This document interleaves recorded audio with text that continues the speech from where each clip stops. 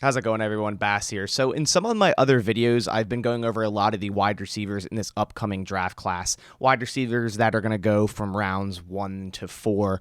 So in this video, I want to go over later round wide receivers, day 3 sleepers that I really like for the Packers to either draft or sign as a priority undrafted free agent. It's almost a certainty at this point that the Packers will be drafting 2 wide receivers in the first 4 rounds, but then they are likely to draft a 3rd wide receiver in the later rounds on day 3 or pick up a few guys as undrafted free agents. I mean, the Packers drafted 3 wide receivers in 2018 when they had a stronger wide receiver room, so doing it in this draft class would not surprise me at all.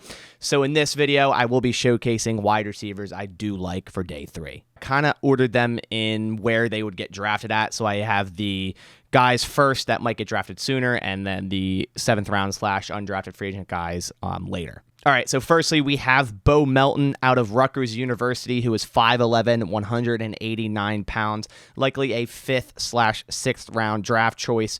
Beau Melton scored a 9.22 RAS score, and if you don't know what RAS is, basically it's a relative athletic score, which takes in size, explosion, speed, agility, and gives a player a score out of 10. A lot of Packers draft choices have a very high RAS, which basically means Gutekunst loves his athletes.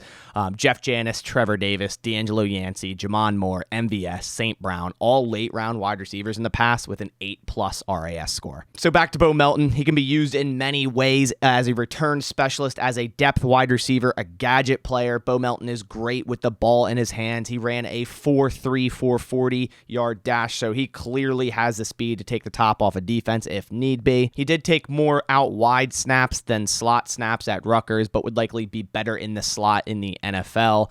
And he's just a versatile wide receiver, so you could kind of put him anywhere. Kind of a jack-of-all-trades type of guy. Would also be playing gunner on special teams. He had 600+ receiving yards his last 2 years at Rutgers, and like I said, he returned both punts and kicks at college. I like Beau Melton for the purpose of a quality depth guy, kind of a wide receiver 4/5 that will contribute a lot on special teams day 1, and I think the Packers have their eye on him for that exact reason. Next up on my list, I do have Kevin Austin Jr. from Notre Dame, who's 6'2", 215 pounds, and he is one of my favorite project guys in this draft class.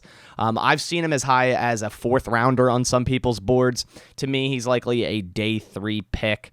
He has tremendous upside, but he also only has 54 total catches in his career in college. He scored a 9.94 RAS, including a 4.43 40, 11-foot broad jump, and a 39-inch vertical, so just off the charts everything athletically. Before his 2021 season, he only had a total of just over 100 yards receiving because he was suspended in 2019 and also had an injury in 2020, so not much playing time at all in his college career. But in 2021, he did kind of explode onto the scene in the receiving game with 48 catches, 888 yards, and 7 touchdowns. And I think he's the definition of a developmental guy that Green Bay would love to select on day 3. Now, he's not too versatile. He didn't play special teams, but he does have all the athletic tools, like I said, to kind of be a diamond in the rough player.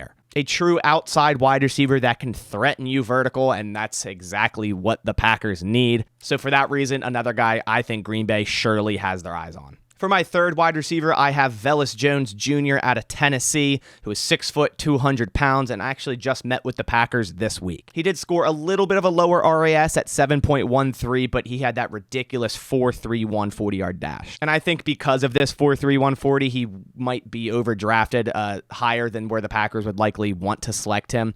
But me personally, I do see him as a 5th or 6th round guy. One of the knocks on Vaughn Jones, one of the very big red flags, is the fact that he will be a 25-year-old rookie. Say hello, Hunter Renfrow. So that's one thing. 4 years at USC and 2 years at Tennessee. Hey, if he can be a 25-year-old rookie, can't I be a 26-year-old rookie? Come on, Packers. All jokes aside, 2021 was his best receiving campaign. He had 62 catches for 872 yards and 7 touchdowns.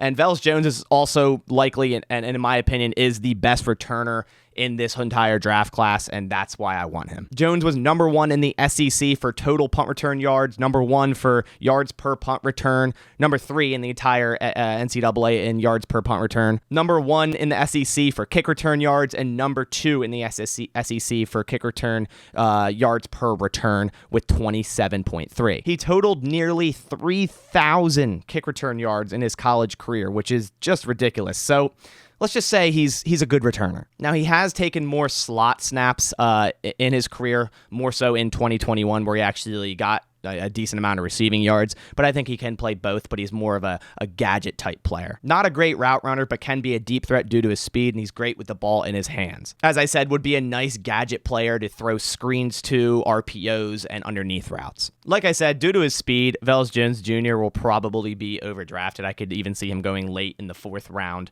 but likely in the 5th round there.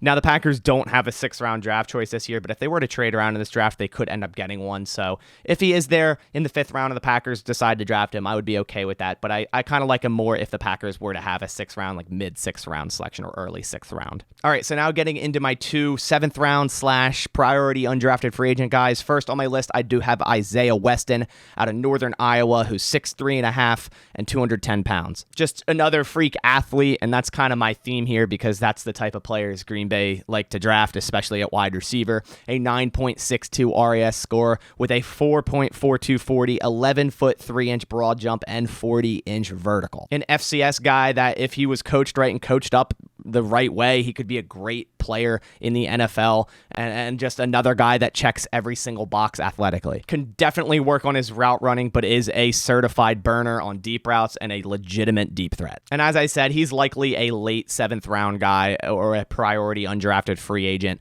Last year, he had 37 receptions for 883 yards and 5 touchdowns. Now, he did have some drop issues in his career, but also some pretty bad quarterback play in his college career. He's not really a sudden or shifty type of wide receiver. Overall, he's just an outside deep threat that can take the top off a defense, just like the Packers need. They need plenty of these guys now that they lost MVS, and they really don't have a guy that can do that right now. But like I said, I'd love him as one of our 7th round draft choices, because since we have 3 of them, or as a priority undrafted free agent for the Packers. Lastly, on my list, I have an interesting one, and that is Tanner Connor out of Idaho State. He's 6'3", 230 pounds, so that same exact frame as Treylon Burks.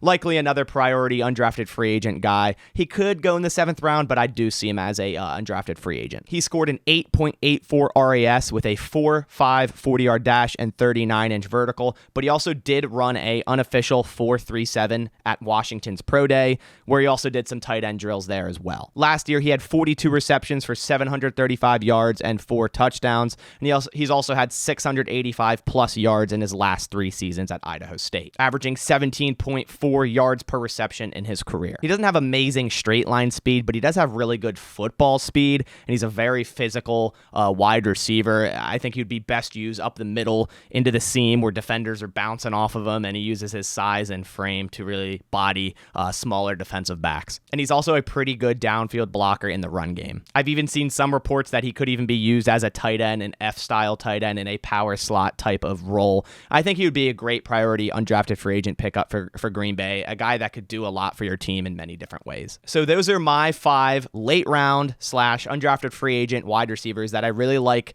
for the Packers to target in these late rounds or the undrafted free agency after the draft. I want to hear your thoughts on these 5 guys down in the comments. And then also, if you have other receivers in this draft class that you have your eyes on that I didn't mention today, also write that down in the comments. And if you are new here and want more Packers news, analysis, and updates, I would really appreciate it if you went down and clicked that subscribe button, as well as leave a like on the video to show support to my channel.